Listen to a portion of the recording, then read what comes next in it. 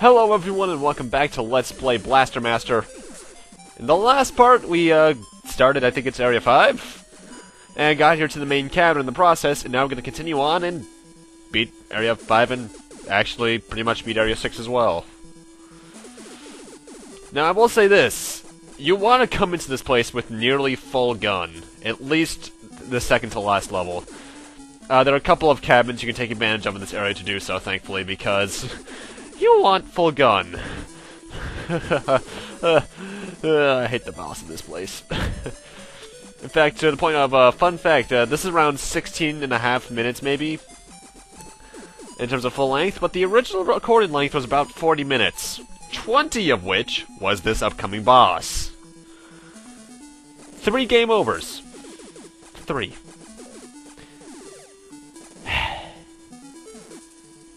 See, that's why I don't play games blind, guys, and that's, well, at least not often. Because, especially if it's a game as hard as this, I'm gonna need to know what I'm going up against. Mind you, I do have one other idea for a blind Let's Play.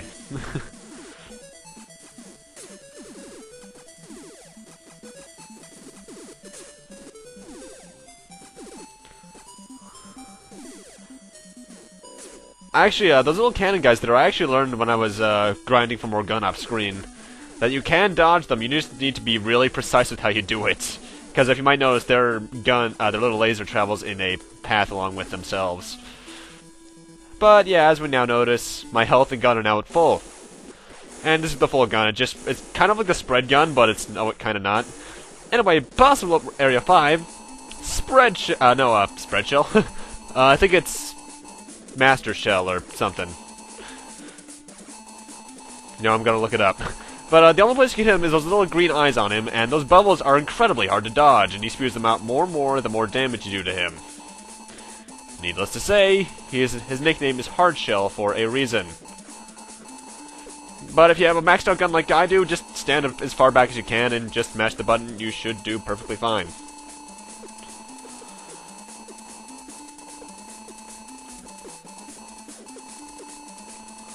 Yeah, his name is... No, actually, no, maybe... it's either Master or Hardshell. But if you have maxed out gun, it's no big problem at all, actually. But for beating him, and there is audio desync there. Oh well. I actually did notice the audio desync while editing, so I fixed it from here on, but that early part's gonna have some, oh well. But anyway, what we got from him was for beating Hardshell, or whatever his name is the dive unit, which allows us to fly in water, and it is actually really good. The way it works is that whenever you're mid-air, you're pretty much in it. Well, mid-air. If you're not on the ground and water, it activates, and you control very similarly to how Jason controls while swimming. Surprisingly useful. However, we need to go around this very long and kind of out-of-the-way path for a reason, because the area that we could go straight up in is actually blocked off by blocks that we can destroy with our beam. However, when you're in the dive unit like this, you can't aim up. There probably is a speedrunning trick around that, but like I said, I don't know this game very well, so yeah.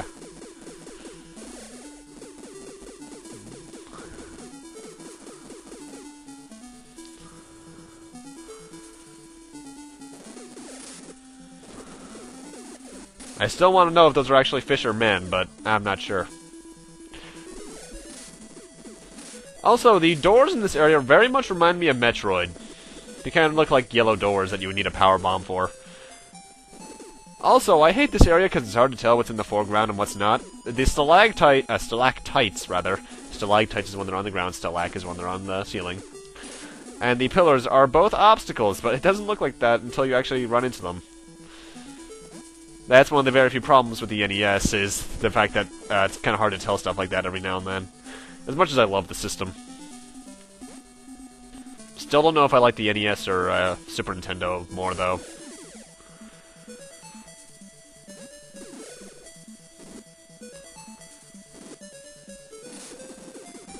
Also, I should mention, if you have gun levels and you're actually in the non-cabin areas like you are right here as just normal human Jason, you actually will not lose a gun level by getting hit, because the gun meter gets replaced by the hover meter.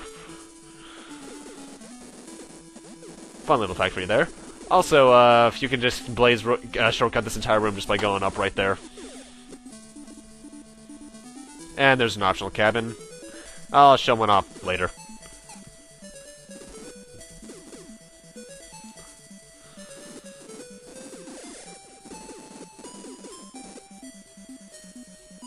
And now we're back in the main room. And the entrance to Area 6 is actually technically, well, it's actually technically in the next room we're going to, but the way to get it is just in the top right. There probably is a speedrunning trick that allows you to skip that entire area, but I don't know it. Then again, they kind of thought around that because you can only jump about that high when you're in water, so you would need it to get out from Area 6 to begin with.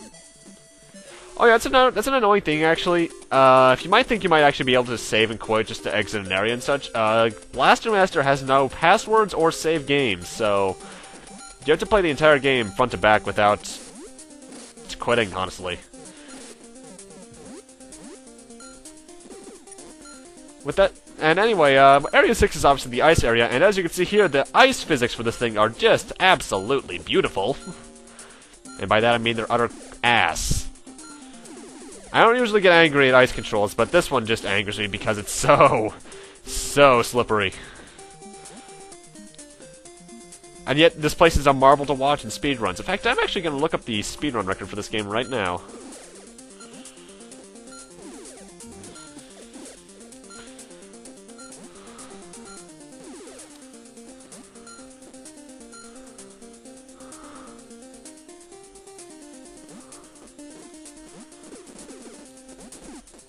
These hands right here, I'm just going to call them power gloves because they remind me of them scarily enough.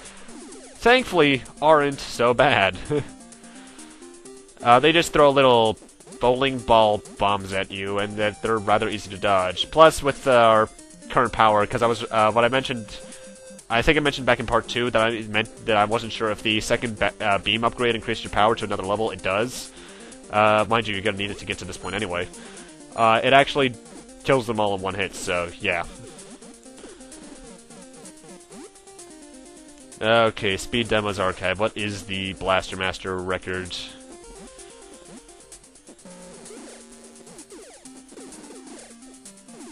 "32 minutes. And that's with deaths.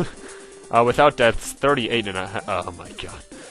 How do people do this stuff? I'll never understand speedrunners. Anyway, got some homing missiles, actually, as I believe they're called. I was kind of wrong about Hyper, I think.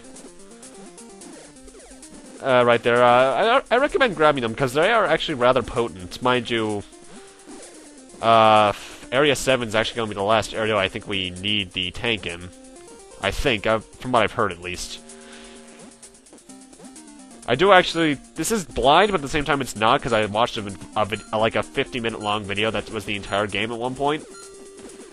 But that was years ago, so I don't remember. I just vaguely remember not having the tank for the entire game.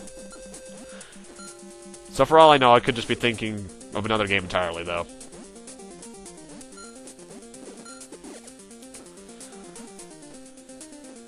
Also, when it comes to blind playthroughs, is it just me, or is the whole blind aspect come across much more when you're doing it live?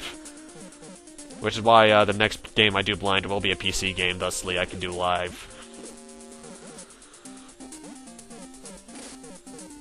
Ah, caterpillars! In fact, you're gonna notice quite a few Area 2 enemies in this place, because, well, let's just say the boss is rather familiar. Also, the spikes on the wall hills here hurt, I believe. I think they do at least 2 to 3 units of damage. I don't know, though. That's just me assuming because spikes generally hurt a lot in games if they're not instant kill to begin with. So, yeah. Thankfully, though, if you know your way around, be it just by memory or using a guide like I am, Area 6 isn't that long, all things considered. You just need to get used to the ice physics, which, as you'll notice in these next couple rooms, I am not used to the ice physics. When it comes to ice physics, actually, the ones I know best are Mega Man, just because I play those games an unhealthy amount of times. Though I'm pretty used to the Mario ones as well, particularly in World and 3D World, actually. Which, by the way, if you haven't picked up a Wii U yet and you need a good game to start off with, I recommend Mario 3D World. That is very decent, actually. If you're not waiting for Smash, like essentially half the people out there probably are. Mind you, by the time this gets uploaded, no joke, Smash might be out, because it's currently May 27th. I think. Let me check. Yeah, it is actually. I can't believe I guessed that first try. Booyah! And this is the room with the... Actually, no, it's not. The freaking cabins in the next room. I wish it was in this room because I won't have to deal with the ice physics, because when you're on these metal girders, there are no ice physics, thankfully. It's normal physics. Well, if you can call it a tank that can jump like 30 feet in the air, normal.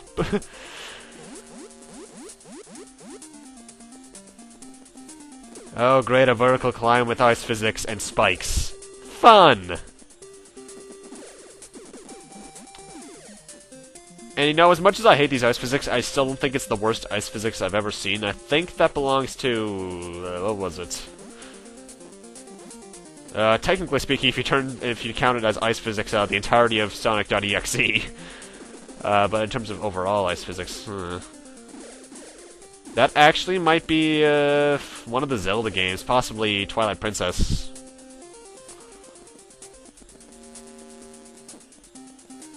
Maybe even Minish Cap. As much as I love that game, the ice physics were kind of meh. Anyway, the camp we need to go to is up there. However, we need to be able to craft our own way up there with these blocks. And I gotta say, sometimes I like it when people do this, sometimes not so much. I wouldn't mind it if there were no ice physics.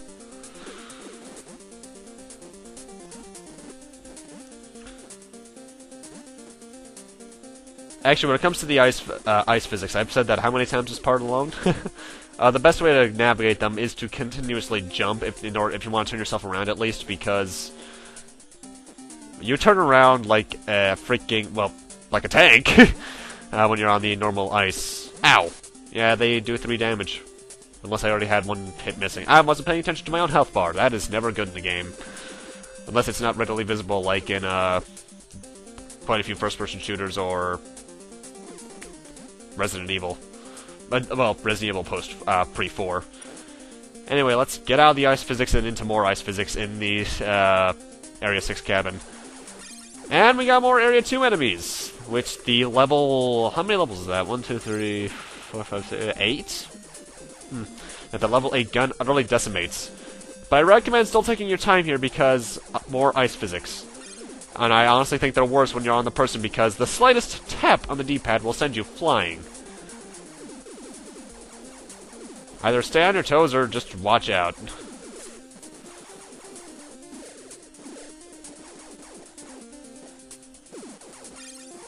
And there goes my level 8 gun. Actually, I still can't tell if that's 8. Yeah, it is. I can't believe I counted that right first time. Thankfully, though, this cabin isn't that long, unless you're in this room, in which case it can be painfully long. Actually, when it comes to the cabins, I'm not sure where the, well, required ones at least, I'm not sure where the checkpoints are. I'm not sure if it's by room, or if the only checkpoint in them is at the boss. Oh yay, things I can break. I'm gonna try and waste so much time doing, breaking them all. Which I don't recommend doing, actually, because it's kind of pointless. There might be a hidden gun power-up under some of these, maybe even special weapon ammo for your tank, but it's not worth it to me, honestly.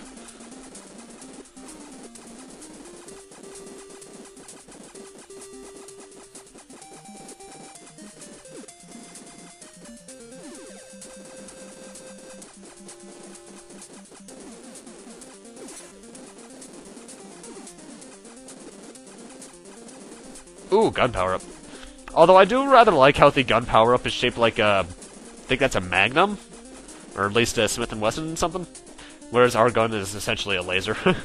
That actually does go pew pew pew. Ice physics, they're beautiful, I swear. Although I actually do like the way the ice looks in this game. In fact, this entire game looks really good for NES. Not the most detailed sprites, that's... probably something along the lines of Willow or... Maybe... Crystallis? Either way, here's the boss, and it is very familiar. It's Crabulous again, except this time he's frozen. And the Steam Abuse works on him, and wow, that is some sprite flicker. I hope that shows up, because that looks kind of cool, actually. Actually, I think you can tell when you killed a boss with this when the explosion starts making a different sound. I think. I'm not quite sure about that, though. I'll admit, I died to that guy 3 times. And for beating him, I get the Wall 1 item. I'm not sure what that does. It's probably a defense upgrade, just based off the name alone, though. But, with that, I'm gonna need to end this off here. Thank you guys for watching. Rate, comment, subscribe, all that kind of stuff. And next time on Let's Play Blaster Master, we'll be continuing on into, actually no, we're gonna be heading back to the second area, actually, because that is the next place we need to go. I'll show off any shortcuts that there are along the way in the process, though. See you guys then.